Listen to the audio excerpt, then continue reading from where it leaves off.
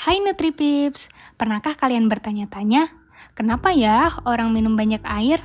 Lalu, apa yang akan terjadi apabila seseorang minum secara berlebihan? Bagaimana tubuh menyeimbangkan cairan? Atau sebenarnya kita harus minum berapa banyak sih sehari? Tidak ada salahnya untuk mencari tahu kenapa, jadi tonton terus videonya ya. Here's why nutrition edition. Kenapa ya orang minum banyak air? Kondisi saat manusia mengkonsumsi cairan berlebih disebut primary polydipsia. Kondisi ini dapat mengakibatkan poliuria atau sering buang air kecil. Primary polydipsia dapat dibagi menjadi dua tipe loh, yaitu psychogenic polydipsia dan dipsogenic polydipsia. Nah, psychogenic polydipsia sering terjadi pada pasien yang memiliki gangguan psikiatri, umumnya pada orang yang mengalami skizofrenia.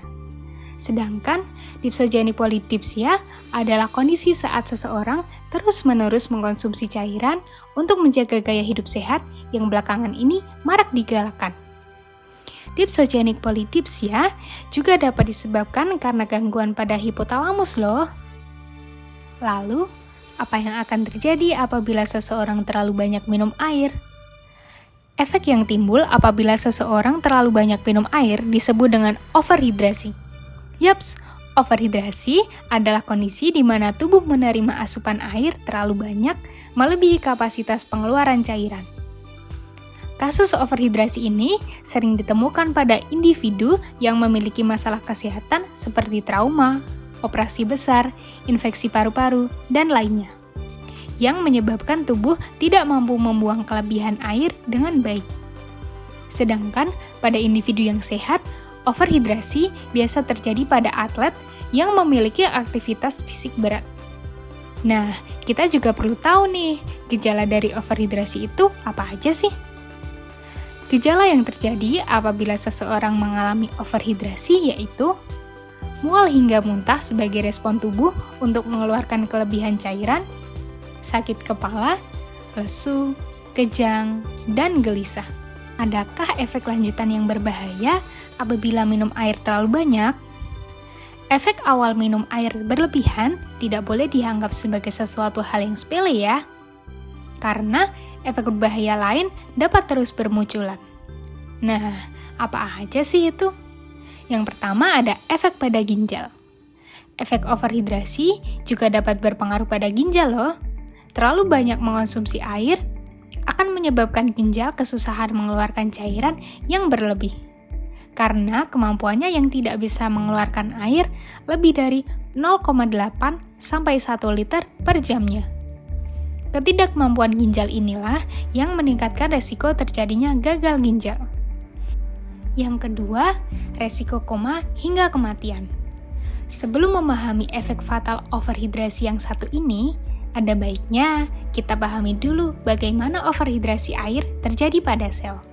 Air tersebut akan diserap oleh sel dalam tubuh untuk kebutuhan kerjanya. Sel adalah unit yang selalu menjaga keseimbangan komponennya, termasuk keseimbangan cairan. Nah, ketika seseorang berlebihan minum air, komponen penting dalam tubuh, yaitu natrium, akan berkurang. Komponen natrium yang berkurang ini akan mengganggu keseimbangan cairan sel, sehingga air akan terus-menerus masuk ke dalam sel hingga menyebabkan sel membengkak. Pembengkakan sel dapat terjadi hingga ke sel otak manusia, sehingga menyebabkan tekanan di otak. Hal ini dapat meningkatkan risiko kejang, koma, hingga kematian. Overhidrasi bisa diobati nggak ya? Yeps, tentu aja bisa. Pengobatan overhidrasi dapat dilakukan dengan penghentian asupan cairan dan pemberian larutan garam hipertonik pada penderita. Terus, anjuran minum yang benar itu berapa banyak ya? Nah, 80% tubuh manusia diisi oleh cairan. Jadi, manusia membutuhkan air yang cukup agar metabolisme tidak terganggu. Menurut Kementerian Kesehatan, orang dewasa idealnya minum air putih 8 gelas sehari atau sekitar 2 liter per hari.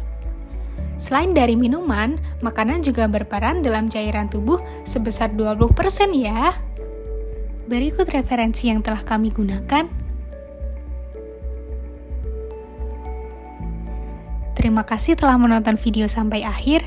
Semoga kita dapat mengambil manfaatnya dan semoga harimu menyenangkan. Sampai jumpa di video lainnya ya.